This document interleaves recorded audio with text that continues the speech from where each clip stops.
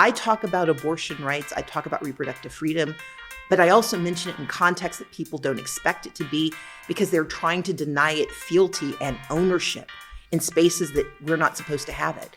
I talk about it in the context of elections, but also in the context of education, how our economy moves. When people cannot make choices about bodily autonomy, then the state will make your choice for you.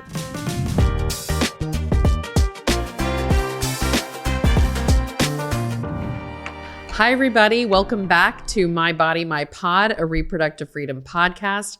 I'm your host, Minnie Tamaraju, the president and CEO of Reproductive Freedom for All. And I'm so incredibly excited to have this very special guest join us.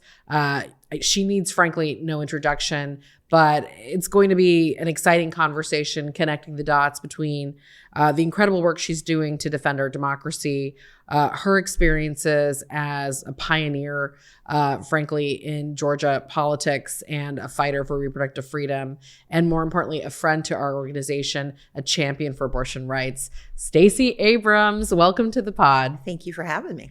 Well, it's just a thrill. And I know my entire team is so excited to hear what you have to say. And we've been, seeing you everywhere talking about the rise of authoritarianism. And I would love to just start there. We are in a terrifying moment in our country. Your work has been really, really critical to break through silos, I think, in the progressive space, getting different audiences to understand the connective tissue. So can you talk about your work and what you're raising the alarm about? Thank you. Well, first, I'm so delighted that you're doing this podcast, that we're having these conversations, because that's one of the ways we win. But to start with where we are, we've got three things we have to do. We've got to recognize the danger we face. We've got to activate around doing something about it. But all of this has to be in service of building the country, the systems that we've always needed. And the recognition piece really is the 10 steps to autocracy and authoritarianism. There are 10 things that every autocrat does, that every authoritarian regime will do. And it has been true for almost every single regime that we have seen rise, especially from the ashes of a failed democracy. And it starts with winning an election.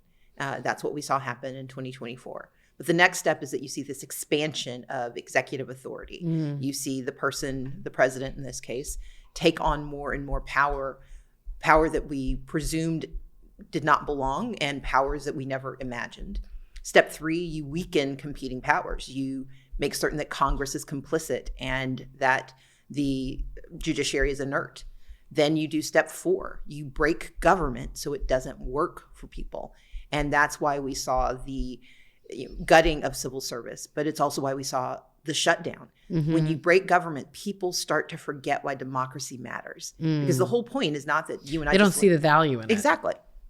Democracy has to deliver for it to be useful. Right. Because at its core, democracy is about you and me deciding, okay, I'm going to give up a little bit of my power, a little bit of my resources on the off chance that on the other side, you'll give something back to me and that our shared protection exists. Well, when government doesn't do that, when it doesn't work, why would I give you my power? Why would I give you my resources if I'm not going to get anything for it? Pay my taxes. Exactly. Engage in civic activities. Vote. Exactly. And because you break government, when the CDC no longer tracks diseases, when the Department of Education no longer monitors your IEP for your kid, when your children can't eat because of your SNAP benefits being cut and you can't get health care because of the ACA subsidies being gone, you start to think, well, why am I giving when the government isn't giving back? Why should I protect democracy? So that's step 4.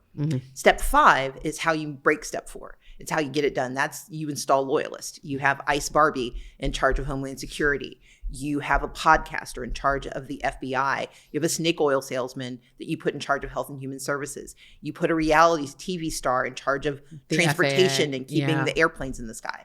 But you do that because you know that you don't want people who know how to do the job. You want people who are loyal to the power. And those loyalists are the ones who continue not only to break government, but to make certain it can't provide any service except to the authoritarian regime. Step 6, you attack the truth. And that happens by attacking the media. You gut and defund PBS and NPR. You go after Jimmy Kimmel and Karen Attiah at the Washington Post, but you also extort and you get Paramount to become complicit in order to get favors from the FCC. You get ABC to agree and Disney to agree to fire Jimmy Kimmel for at least 14 minutes.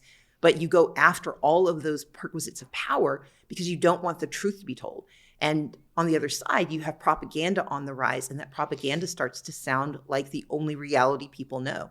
It's why what's happening with TikTok is so dangerous, because when young people get half of their news from this one device, from this one app, if that is controlled by people who are spouting propaganda, then again, truth starts to disintegrate. Step 7, this is the pillar of what they're trying to achieve.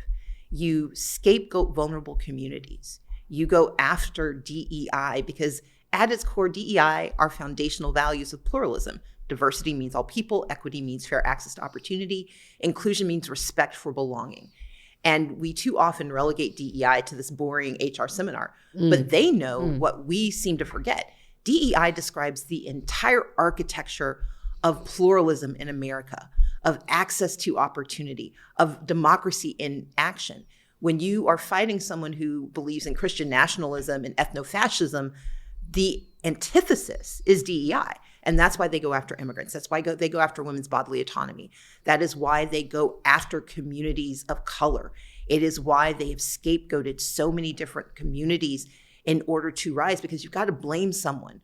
Because if you've broken government and you've put in charge people who don't know how to do it, somebody else has to be at fault. And it's always the easiest to scapegoat the marginalized and the dispossessed. Step 8, you go after their support systems. You are watching this happen with the attacks on Planned Parenthood.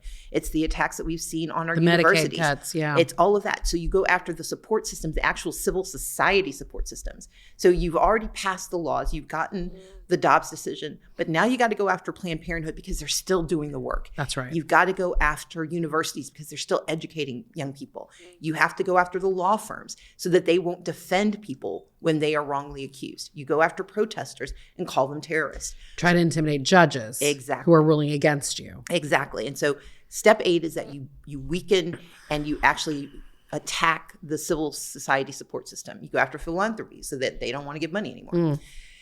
And that gets you to step 9. Step 9 is when you normalize violence.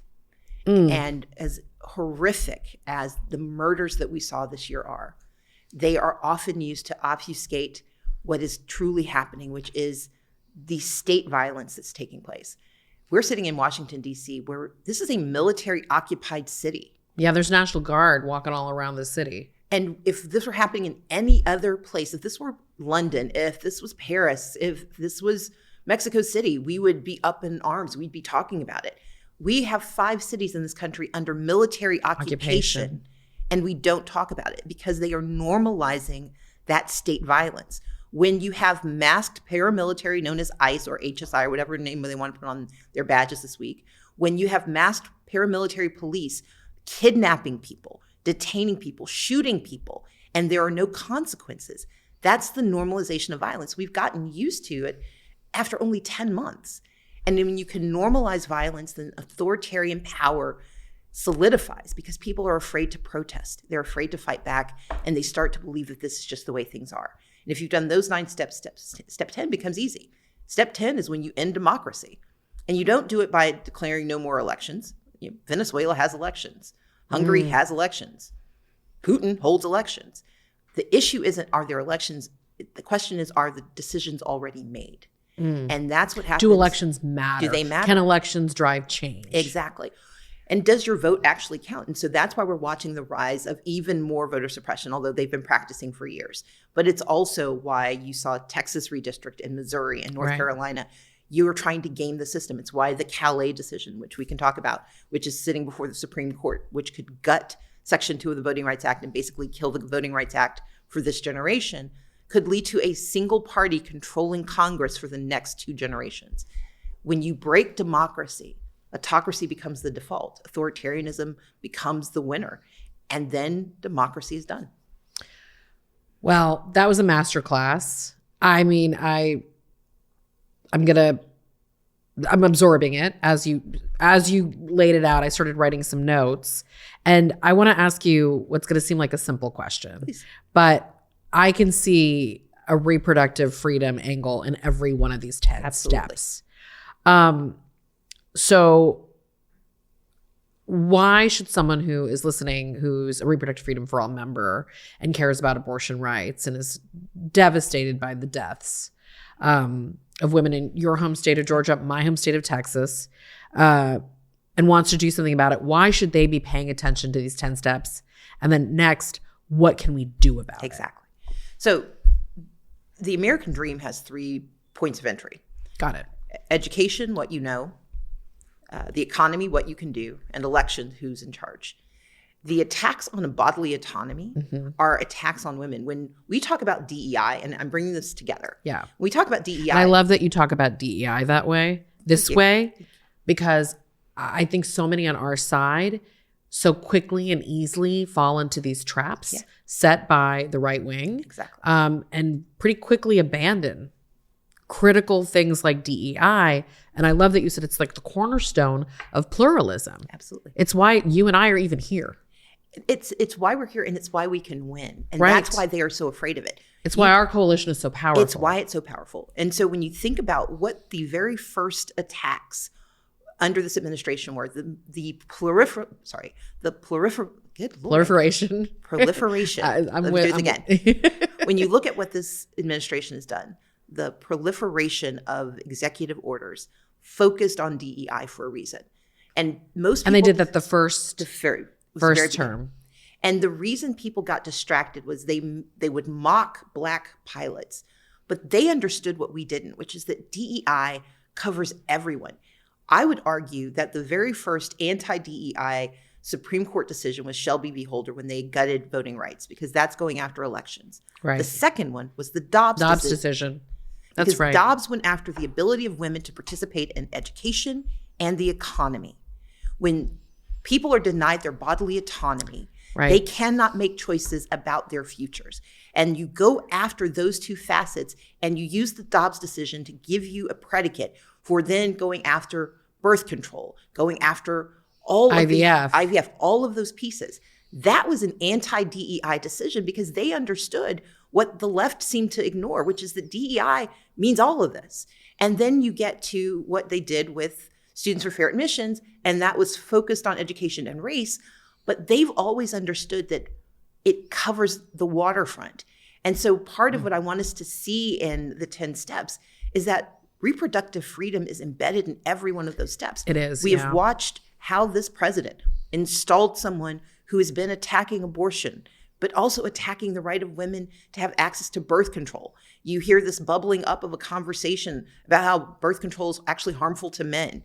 And so you're seeing this through line. You go after the organizations, you go after the institutions, but you also go after the people. But if we know that's what they're doing, if there are 10 steps to autocracy and authoritarianism, there are 10 steps to freedom and power. And we can learn from the reproductive freedom movement how those steps work. Our first job is to commit. And it's when we committed to talking about reproductive freedom, when we stopped using abortion as an epithet and believed that it was a healthcare right. That's when we committed. Then you start to share. It's why this organization exists. It's the ability to go out and tell people the truth. It's when the storytelling started happening post-Dobbs decision that we saw states like Kansas fight back. Right, with independents and Republicans crossing over and supporting this issue. Because when people understand, and then when they can hear shared stories, you have a shared narrative. Step 3, you have to organize. And that's what the reproductive freedom movement has been. And it's been under assault since 1976. That commitment, that sharing comes together with organizing, and then it's mobilizing. It's showing up not just at elections, but it's showing up in the spaces where people feel abandoned. It's litigating, which you all have done so effectively. But it's also being disruptive. It's refusing to allow someone else to tell us what our rights are. And it's denying their appropriation of our language. I talk about abortion rights. I talk about reproductive freedom. But I also mention it in context that people don't expect it to be, because they're trying to deny it fealty and ownership in spaces that we're not supposed to have it. I talk about it in the context of elections, but also in the context of education, how our economy moves. When people cannot make choices about bodily autonomy, then the state will make your choice for you. And we have to believe that. And then we get to engagement. It's pushing back. You get to elections. It's making sure we hire the people we need. And ultimately, it's about demanding the choices we have always deserved. And despite being pushed back and set back because of the Dobbs decision, it is so critical for us to remember that the end game is not to deny abortion rights, it's to deny autonomy. And this is just about one of the power tools. and control. Exactly. We keep saying that, but you're actually breaking it down in a much more granular level. Denying bodily autonomy, denying the freedom to decide if when to have a family, which affects men too. Yes. Is a step towards the rise to authoritarianism, because it's about power and control over this population. Exactly. And as you were talking about this, I was thinking about what our mutual good friend Alexis McGill-Johnson said after Dobbs. She said they've always been going after women of color and Black women and immigrant women, right? Even with Roe, those women were being denied care because of the Hyde Amendment, because of targeted restrictions against abortion providers, especially in southern states like the ones we're from. But Dobbs, they were going after white women. Yes. It was the first time they were taking this fundamental freedom away from the majority of white women in this country. White women who are the majority of the recipients of DEI. Yes. So to me, it was sort of like, oh my God, if they're going to go after white women, they don't care that white women are going to die. What does that tell us? It tells us that this is about power. There's a pundit who said something, and I've been appropriating his language for a while. I give credit to Joshua Doss. I give credit to Kim Sheppel, who helped me think about and really gave me the basis for the 10 steps. But Joshua Doss said that we used to agree on the destination. We just disagreed on the route. So in democracy, irrespective of party, irrespective of ideology, we were all going towards democracy. We're not doing that anymore. Right. Now we've got one group that wants a pluralistic democracy that is engaged and that believes in its people. And then there's another group that believes in authoritarianism with an end goal of, Christian nationalism and ethno-fascism and power. And they've captured the Republican Party completely. They have. And the thing is, we keep operating as though we're still on that same, we're heading on the same route to the same, or we're heading to the same destination, but you're using Waze and we're using, Apple Maps. No, we're going in completely different directions now.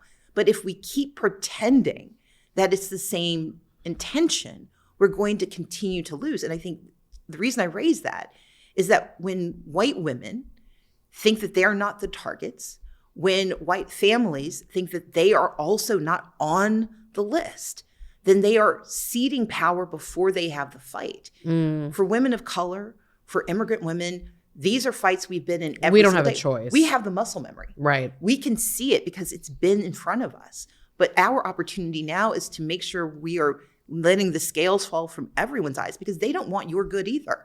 They want power. They want control. They want a 1950s halcyon vision of America where women knew their place and stayed where they were supposed to. And the families that they created were families that they wanted. And when I say they, I mean the fascist. They have a very clear view of what they want to see. And that is not the America. And this goes have. back to Elon Musk and Peter Thiel and this whole ideology of state sanctioned and state supported, fertility, pronatalism, wanting more babies, right? I mean, Amy Coney Barrett didn't hide it in the oral arguments for Dobbs, where she talked about a domestic supply of infants. Well, and the thing is, they don't actually want a domestic supply of infants. They want a domestic supply of a certain type of infant. White infants. And I would argue that they are going to then look at gender identity and sexual orientation. Right. All of those pieces follow, in part because they can look at the same numbers that the rest of us can. They are looking at a demographic map. That's right. That says in 17 years, the United States of America is a minority country. Yeah. And if your destination is ethno-fascism, that's a bad idea. If your destination is pluralism, then you're mad because that means DEI has worked. Right. It means that all of those things, the 13th, 14th, and 15th Amendment, the 19th Amendment, but Title IX and Title I, all of those are of a piece. The Americans with Disabilities Act is a DEI law that expanded the aperture of access. And all of our landmark immigration legislation is DEI. Absolutely. my favorite example is if you are, a young white man who graduated from high school in the Appalachian Mountains in the last 30 years, then you are a product of DEI. J.D. Vance. You might be the vice president of the United States. Exactly. Well, and his wife and her family for sure, too. Exactly. And the thing is, they know it works. And they know it works, that's why they're here. And that's why they demonize it. When I talk about the demonization of DEI, they practiced with the demonization of abortion. If you and I know this, the Southern Baptist Convention supported abortion rights in the 1970s. Correct. It wasn't until it was demonized by Reagan in 76 that we started to see the shift in language. But the reason it worked is that we start by demonizing our language, and while those of us who know the truth fight over what we call it, they move on to litigation and legislation. They practiced it on voting rights. They practiced it on abortion. They practiced it on DEI. And now they're perfecting it against democracy. And our job is to see it, recognize it, activate around it, and then build what we need. I love how you're breaking all of this down in the 10 steps, but also the 10, was it 10 actions you can take? Exactly. And that so many of them, and thank you for saying this first, so many of them are things that we as a movement, but also specifically we as an organization are already doing. We're having a very, well-intentioned, debate right now, even amongst our membership about, all the different attacks by this administration. And, we need to be fighting for everybody. We need to be in the fight for immigration. We need to be on the fight for voting rights. And we sit, these are allied positions we take. These are things we care about. I mean, I'm an immigrant myself. But what I believe firmly is that by protecting reproductive freedom and by fighting for abortion rights, we can be that tip of the spear for all these other fights. And you have just so brilliantly broken it down. And I'm literally going to take this back to my team and be like, this is how we train our organizers to not think about it as abortion and allied issues, but abortion as the pathway to saving our democracy and fighting for all the things we care about. And that's the fundamental mission of the 10 Steps campaign, which is to say to everyone, we don't all have to do the same thing, but we all have to do something. Our part. And so the whole notion of the 10 Steps campaign is that the 10 steps to autocracy and the 10 steps to freedom and power become the language that we use to animate all of the different things we must do. So that reproductive freedom for all, you are using the 10 steps. You're part of the campaign because we're all trying to fight back. But you come at it from the vantage point that you know, that you understand, that you anchor. And you bring in the people that we need from that space. That if you are a homeless services organization, you are also part of the 10 Steps campaign because you are committing people to understanding that when we deny housing and shelter, we are causing the undercutting of democracy. When people can't believe that they get the basic necessity of shelter, from their government, why would they believe that anything else is possible? Right. And so for me, the architecture of the 10 Steps campaign, and I encourage people to go to 10stepscampaign.org to sign up. We will post it and share it. But it's to do exactly what you're describing. It is starting where we are, using what we know to do what we can, but to be connected not by shared services, but by shared intention. And our shared intention is to save our country and make it better, to save our country and make it stronger, to save our democracy, not as this esoteric idea of political power, but as the real lived example of what society should be. And if we do that, then abortion rights become something we get used to and we believe that we're entitled to. Right. And we have the healthcare to support it. And we have the shelter to offer to others. But we've got to all be in it together. And so the 10 Steps campaign, I call it a wayfinder. You'll appreciate this. From the days when we used to go to the mall. When you would go to the mall and you would look at the big sign. At the big map. And you're looking for, you need shoes, but you're going to see the different kinds of shoes. Yeah. We need someone to say, here's where you can go to find the thing that you need to be a part of this larger enterprise. Yeah. And so the 10 Steps campaign is my contribution and the contribution of so many. I'm the lead organizer of it, but it's to bring in folks who are all committed to making the world better for us, starting here in the US, because what we do here matters around the world. And what we do well serves America, serves the world, and where we fail, we harm so many. So let's get it right. It's so inspirational. And that is, you are so many things, but inspirational is a huge part of what I think, whether it's intentional or not, you do for so many of us. So I hear from a lot of folks, we were just having this conversation earlier today with some of our staff, if there's even going to be an election. Oh, yeah. There will be an election. To your point, even Putin, Orban, et cetera, have elections. But you seem optimistic about our ability to get out of this mess. Yes. And say more about that. I mean, you broke down how, but what gives you the optimism? So Erica Chenoweth and Maria Stefan wrote this book on why civil resistance works. And they looked at more than 300 movements around the world over the last 50 to 100 years. And the reality is it can happen. The problem is we think that it happens all at once. And so my mission is to remind us that we're going to have to do this a lot. We're going to have to wash, rinse, repeat. And yes, we'll have elections. We had great elections a couple of weeks ago. We'll have elections in 26. But those elections are not determinative of the survival of democracy. We don't get to survival until we start demanding the thing that we need next. The 10 steps to freedom and power, steps 1 through 9 are how we get there. Step 10 is how we keep it.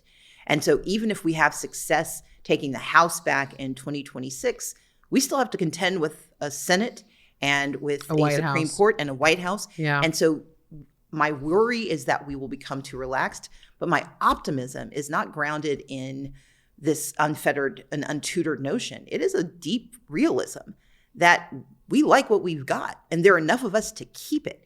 And what we know is that 3.5% of a population can be the tipping point, the inflection point.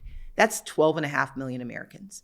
We can do that. Yeah. But we've got to start doing it now. And consistently. It's not just like, there's no off cycle anymore. And you don't have to do the same thing, but everyone has to do something and do it consistently. And so if what you believe in is that reproductive freedom is your raison d'etre, make it so much your identity that no one can deny it. And if you're doing it over and over again, and we can join you with communities that are thinking about the disabled community or thinking about veterans or thinking about DEI, whatever those issues are, big or small, macro or micro, if you are doing that consistently, that's how we win. It's going to take time, though. And you're seeing indications of that. Absolutely. And that's what gives you some of this optimism, too. Absolutely. So I don't tend to call myself an optimist. I'm an ameliorist, which is a word I made up. Ameliorate does exist, but ameliorist doesn't. but the way I say it, look, the question is the glass half full or half empty? I think it's half full. It's just likely poisoned. And my job is to find the antidote. Well, that goes very well into your career you're as a novelist, yes. But I'm going to put that aside for now because I'm going to come back to that. I feel like that would be a really great book. Well, thank you. But that's the point. So that optimism presumes a naivete that I don't think we have. Pessimism presumes a lack of ability that I don't think we are cursed with. But ameliorism means we're going to do the work we have to do anyway. I stand for office. I start organizations. I do work not being guaranteed success, but I'm responsible for the work and the effort. That's what I can control. And as long as we can control our efforts, then we have the likelihood of victory. So I think that's so interesting because when you just described yourself, somebody who starts organizations, like leads movements, I don't know if that's exactly what you just said, but you didn't describe yourself as a politician. It's a tool. It's a tool, right? You're running for office. When you ran for office, you were running for office as a tool to move policy, yes. To shift culture, to change hearts and minds, but to get people organized. It's a vehicle. Yes. And I think, there's some cynicism with a lot of our supporters, and I'm sure your supporters as well in politics, because they don't see folks running with a mission-focused reality. And I'm not here to pick on anybody, but we're unabashedly clear that we support Democrats because the majority of Democrats now in our party platform, in state after state after state, are clear where they stand on reproductive freedom. And when they're not, we're very aggressive in coming after them. And that is part of what we do. But I wonder what your experience has been, talking to other elected officials and policymakers about this, the 10 steps, and the solutions you're suggesting, that you're proposing, and how folks are feeling right now. Because I know a lot of folks call you for advice and counsel.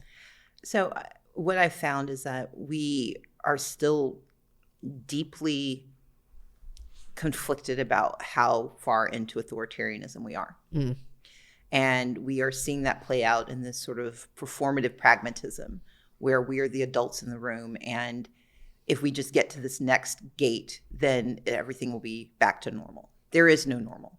And so part of my urgency with this is to remind people that our exceptionalism has a bit of a time limit.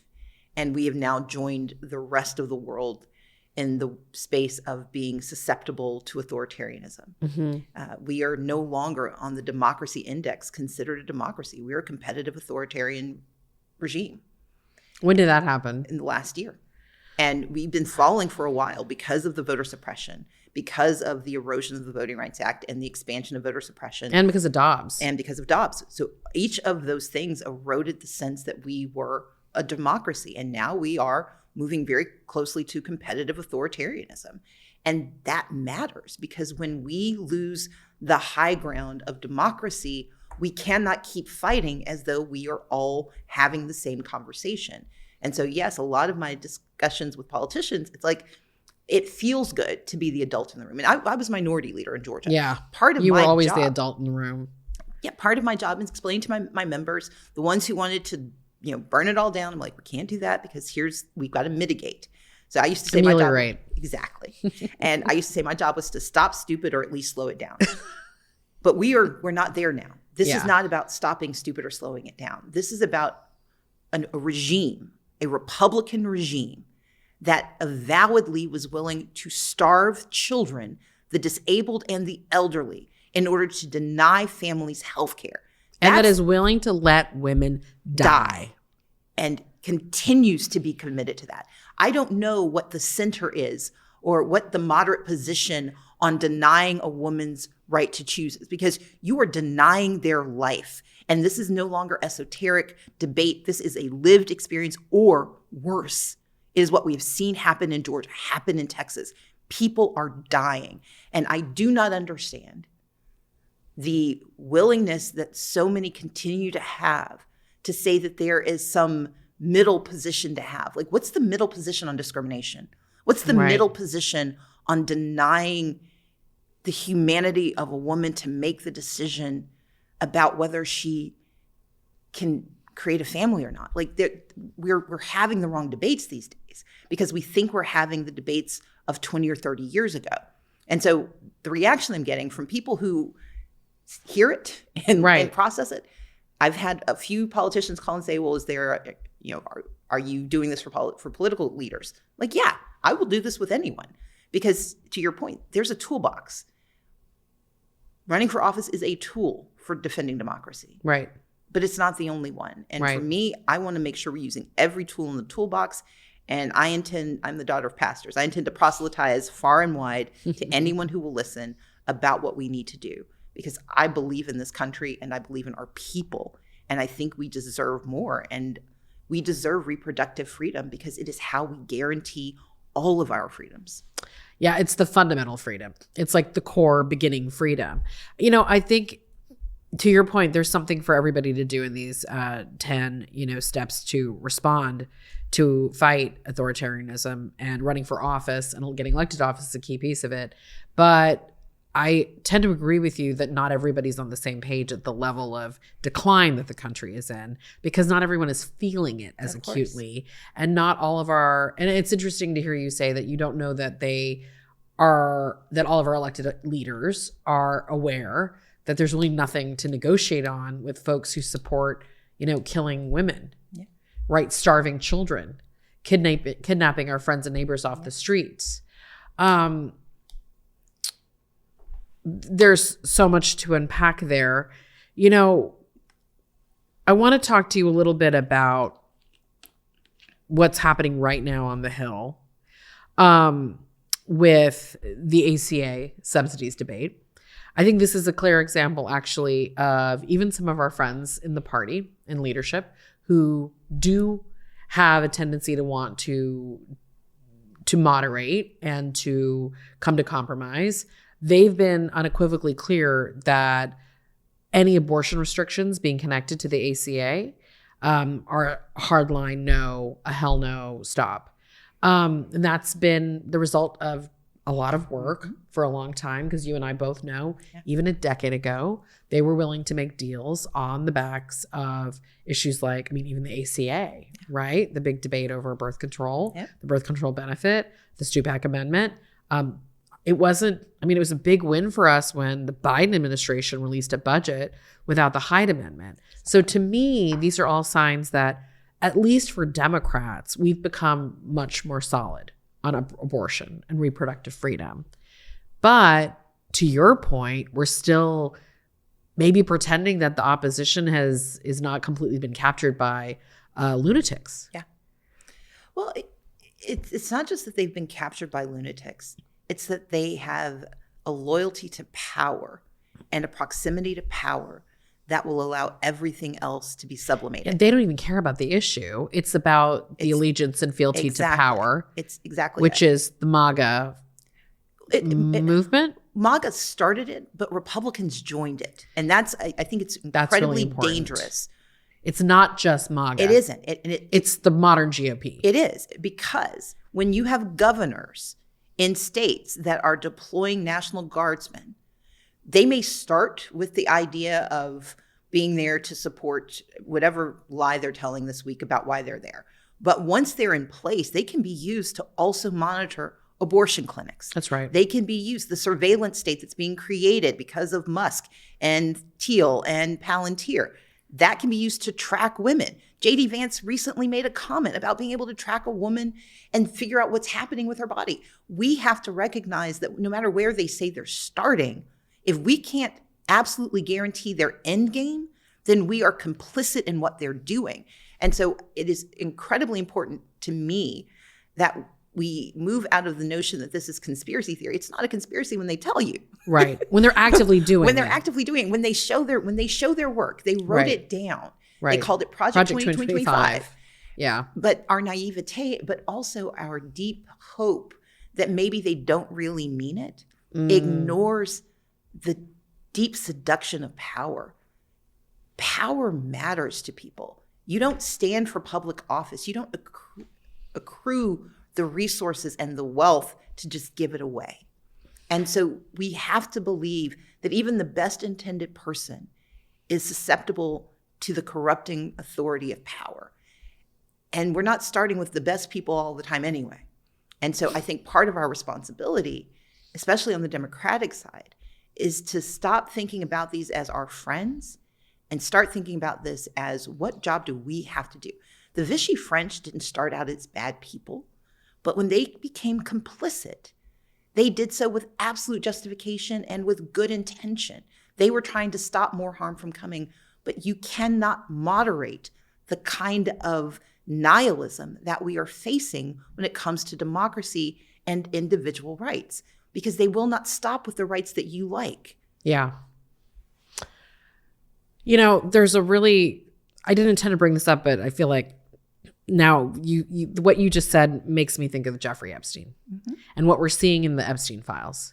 And the fact that we're seeing really well-intentioned people who many of us liked and respected, having really casual, conversations with Epstein about, I was at your party and I had so much fun. Da, da, da, da.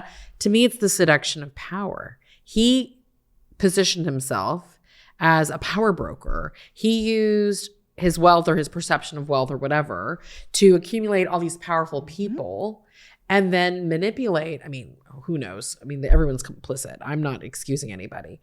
But it's a perfect example of, if you're not being alert and aware of what's actually happening around you, how the seduction of power can make lifelong public servants like Larry Summers, fall prey to the seduction of somebody who's a truly evil person, but has, cloaked themselves in the power of money and access. Well, there's a normalcy bias. When you know someone in a certain context, when you start to see other parts of them, we try to filter it through what our learned understanding is.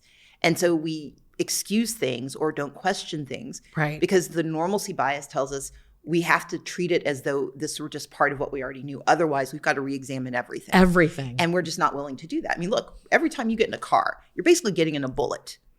And you're saying, I'm going to get in a bullet and hope that the other bullet next to me doesn't do something. Right. And that I trust the person with the other bullet. And it's definitely felt like that flying in the last couple of weeks. And that's the normalcy bias. But we have to suspend our understanding of things in order to navigate the world we're a part of. And we think that that only happens with these big things, but it happens every day. It happens with family members and loved ones that do things that we don't approve of. But in order to deny their behavior, we think we have to deny them. And so we just incorporate that behavior and we don't like it, but we ignore it or we forgive it or we excuse it. And on one side, you've got the people who we like. And then on the other side, you've got people who are desperate to avoid accountability. The Epstein files, as much as it is about the heinous nature and the depravity of those who participated and those who were complicit, it's about the lack of accountability because money and power says that you don't have to be held responsible. And in a democracy, when we decide that your accountability is no longer a consequence, then we again have lost our way. And part of authoritarianism is stripping away individual rights and responsibilities, but also ignoring and evading accountability. And we, several months ago, put out some content, and we're re-upping it now, that connects the dots between Epstein, this power and control fight, Donald Trump, and the systemic degradation and abuse of women. Yes. It starts with, the horrible acts of Jeffrey Epstein and his colleagues abusing, children. And it ends with his closest ally, taking away fundamental freedom from majority of Americans. And it's all connected. It's all by design. Well, it's also the accountability of, if you think that it's okay to have the Hyde Amendment, if it's okay for the Dobbs decision to exist, then you are now accountable for the 3 women who have died in the state of Georgia. That's right. This is not tangential. These are direct consequences, foreseeable consequences, because we saw it happen before. And the normalcy bias says, well, if we just change this a little bit, it's not going to be a big problem. Or if this happens, it's not really going to be the issue. We have watched reproductive freedom being stripped away, and we have watched people die because of it. And the normalcy bias that says that a Jeffrey Epstein can buy his way out of trouble, can treat women as chattel, can traffic in them, it is directly connected to how we think a woman's right to control her body is determined in this country. And the only way to protect it is a democratic state, not big D Democrat, small d democracy, where we say that we will protect your individual rights and freedoms. That's what democracy is for. And when we cede that authority for the convenience of a narrative that makes us feel better, that's when we lose our way. Or a narrative where we can look the other way, exactly. Which is how we got to Trump the second time. Folks knew exactly what they were getting absolutely. into, but they chose to look the other way about all the heinous things that happened. They traded their convenience and their comfort for someone's humanity. Yeah. And that is a choice that we should never countenance. So as we shift to the 2026 election, because of course it's happening right now, how do we talk to voters about this? Obviously when I'm on a door, I can't talk about the 10 steps. You can. Okay. But here's how you do it. You meet people where they are, not where you want them to be. Okay. And so I would have a conversation. Like, what are you afraid of? I always start conversations with, what are you afraid of? What do you need? And then you bring them from that place to the place where you need them to have a conversation. So if what they're concerned about is their power bill, affordability. Right. Well, where do you work? I work here. Do you think you could still do that job if someone told you that you had to spend the next 6 months of your life, taking care of someone, and it's going to prescribe your ability to go to work every day? Well, no. Right. Well, that's what you do when you say that a woman can't have reproductive freedom. When a woman can't choose the timing and the means, then you are telling her that she can't make the same. You're harming her affordability. She can't make choices. And if this is a 14-year-old who can't have access to the services they need, you're telling her education doesn't matter. Would you do that to your kids? Would you?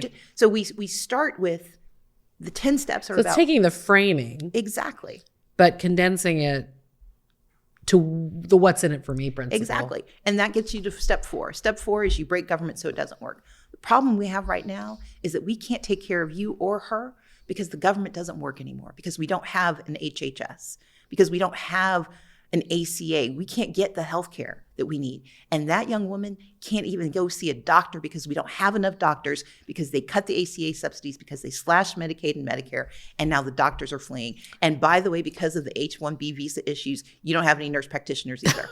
That's what's happened. That's step 4 of authoritarianism. And that is the circle, like that's the freedom to decide if, when, how a family means all of those pieces. Exactly. The last podcast I just did was with our pollster Molly Murphy, and we talked about how candidates can talk about reproductive freedom and the economy. And one way is to say, my opponent, and I think it fits really well into this conversation you just outlined, my opponent cares so much about breaking the government, banning abortion, defunding Planned Parenthood, that they're actually not thinking about what you care about, which is the economy. Exactly. I can care about all these things, and I can fight for more affordability. Exactly. Like, it doesn't even have to be, of course, reproductive freedom is an economic issue, but you don't even have to go there. You can use this as an issue to point out how extreme, and now I'm going to add to it with what I'm learning from you, how authoritarian, how complicit they are to this regime. Exactly. And how it's harming your ability to have affordable prices for food. Well, look, loyalists, when we say installing loyalists, you don't just do it at the cabinet level, you do it at every level. So every time you elect someone who says that they are more loyal to Donald Trump and their authoritarian regime than they are to the fact that you need affordable health care and affordable power bills, when they are loyal to that and not you, why would you hire them? I love that. That is a really concise message we can take to the doors, to the phones, and we will refine that. And we are going to be signing up to be a partner of the 10 Steps campaign. Thank you. And I'm going to challenge. I'm going to challenge our members and our team to take this and turn it into, organizing principles. I know we're cutting close on time. As I started in the beginning, it's pretty dark out there. You've already given me some of this already, but do you have a message of hope for all the folks listening who care so much about these issues? So you referenced earlier, I write novels. Yes, and I want to talk about that if we have a minute. Well, and I can tie them all together. Yeah, so I write novels because the world that we want, we have to envision. Oh, I love that. And good policy is just good storytelling. It's what world do we want to create? And you mentioned that I'm a politician, I'm a writer, I'm an entrepreneur. Everything I do is about how do I tell the story of the America I want to see, the world I want to be a part of. My hope is drawn from the fact that even in the darkest moments, there are things that we can see. So my most recent novel is called Coded Justice. Mm-hmm. It's about the intersection of AI, DEI, and veterans healthcare. Wow. 3 really heavy topics. And there's murder. But the reason I wrote it is that I don't want us to be afraid of AI.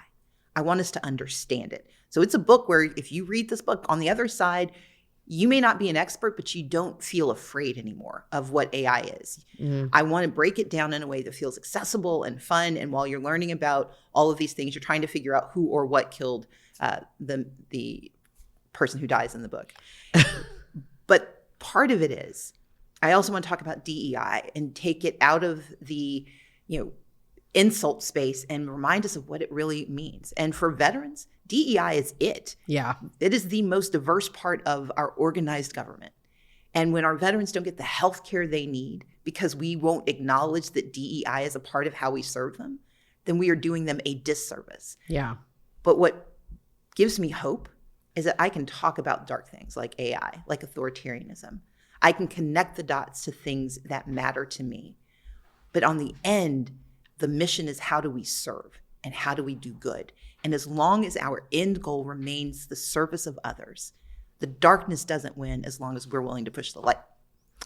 I love that. Definitely check out Stacey's new book, Coded Justice. I am very nervous about AI. So this is a book I need to read. It's a tool. And I'm going to have a beach vacation soon. So I'm going to take it as a beach read. Enjoy. How do you do all of this? Okay, just as, woman to woman, how do you do all of this? Are you taking care of yourself? I am taking care of myself. Look, I love writing. I love reading. I love working. I have a family that I am a borrowed teenager who's in college now. But here's the thing. Yeah. You and I both know there's no such thing as work-life balance. Yeah, correct. There's work-life Jenga. And we stack all the stuff that we want to do up, and we pull out the pieces, and we hope against hope that the whole thing doesn't come crashing down. But if it does, our job is just to rebuild it. So I stack up all the stuff I want to do. I pull out the piece that I need that day. And if things go wrong, I just build it again. Stacey Abrams, thank you for the very pragmatic breakdown of what's happening in our country, for the very specific advice and counsel, the inspiration. And I'm going to remember the Jenga thing. I'm going to share that far and wide. And I'm going to read Code of Justice on my break. Thank you for joining us. Everybody, thanks for listening. And please continue to share the pod. We need to continue to grow. So if you enjoyed this conversation, share it. Go to Apple Podcasts, Spotify, wherever you listen to your podcast, or watch on YouTube. You can text POD to 59791 to get more about this podcast. And Stacey, again, thank you so much. Many thanks for having me. So good to see you. You too.